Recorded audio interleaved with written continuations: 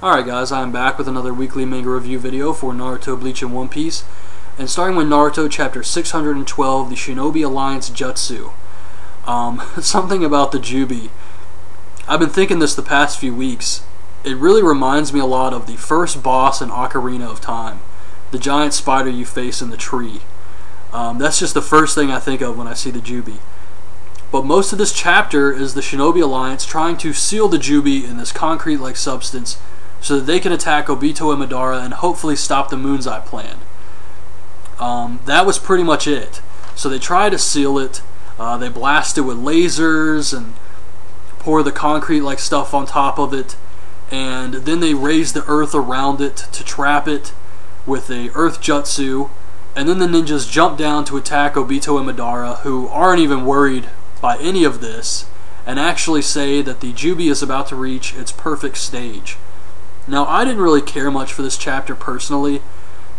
It's not just this chapter, I feel like the entire war just feels really rushed to me. Like, jutsus, they don't really feel clever. They're just kind of random jutsus, and when the Shinobis sealed the Jubi, or at least attempted to, I thought it was kind of weak because I really don't see how any attacks they use on this thing would be effective. Like, it doesn't make sense. They shouldn't be able to dent this thing. This is the 10-tailed Jubi right here. They should not be able to trap it even for a minute. And when you have the 9-tailed fox who's able to destroy entire villages, and this thing is supposed to be way more powerful than the 9-tails, nothing they do should even dent this monster. And I just didn't care for that. It felt like just another chapter where the good guys show up and they're working together and they're really effective, and I'm sure the Jubi's going to get released somehow, and it's going to start killing off all the fodder ninjas. No major characters are going to die, and we'll be left with the core group, Naruto, and some of the Thunder ninjas, and stuff like that. It just feels really typical, and I just really wasn't impressed by this week's chapter. So, on to Bleach chapter 519, Hot Heat.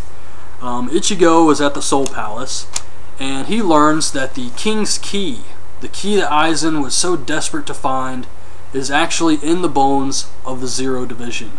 And Aizen was actually trying to recreate the Zero Division so that he could go to Soul Palace and kill the king and basically become God. So we already know that, but we find out that the King's Key is actually in the Zero Division. And one of the Zero Division actually says that Aizen is the personification of evil, but the Quincy's are even more wicked. And each member of the Zero Division has its own city that they watch over. Now, I don't know how they decide who gets to live in Soul Palace, but it's definitely a step up from Soul Society. So hopefully Kubo will explain that in the future. But Ichigo has to go train or go visit Kirinji's city. And he goes to this hot spring, and this was really funny, I thought. Kirinji is sitting in the hot spring. He's the one with the big hair, and Byakuya's in there, Renji's in there, and as he's talking to Ichigo, they just kind of float up from the water, and Ichigo gets freaked out by this, and he just pushes them back in. But that's how he heals people, is by taking them to this hot spring. And actually, when Ichigo was invading Soul Society and went to that hot spring of Urahara's, Urahara was actually trying to recreate Kirinji's technique.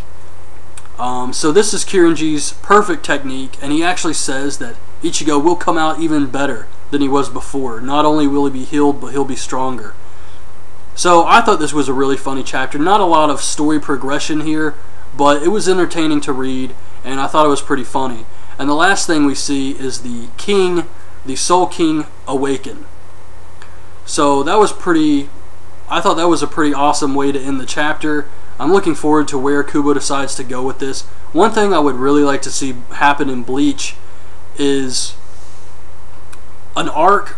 Well, I guess we can't get a story arc, but something to do with Hell. Because I know he did that mini chapter, but that was for a movie. And the movie's technically not considered canon. So I would really like to see Kubo do something with Hell in the Bleach universe. Just something, at least have them go there. And because this is the last arc, I guess we can't really get an entire arc about the Hell.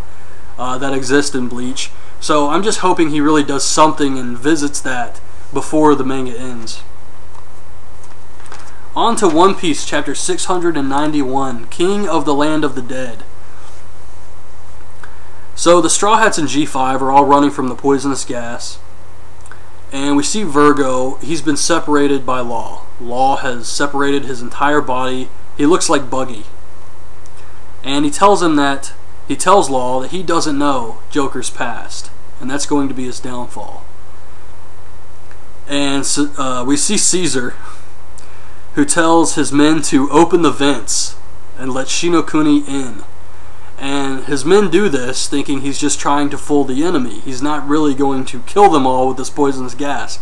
But we all know Caesar, and he really doesn't care about his men. So Shinokuni pours into the room, and Caesar absorbs it, and he becomes this giant gas monster. And he immediately kills some of his men in front of Luffy. All his men watching this on the monitor realize they were tricked. They really are just guinea pigs to Caesar. And he doesn't care about them, and he's willing to kill them. And Caesar says that he has 2 countries who are already interested in their own Shinokuni, and he's going to give everyone weapons and then become the king of the dead. So this is really pissing Luffy off.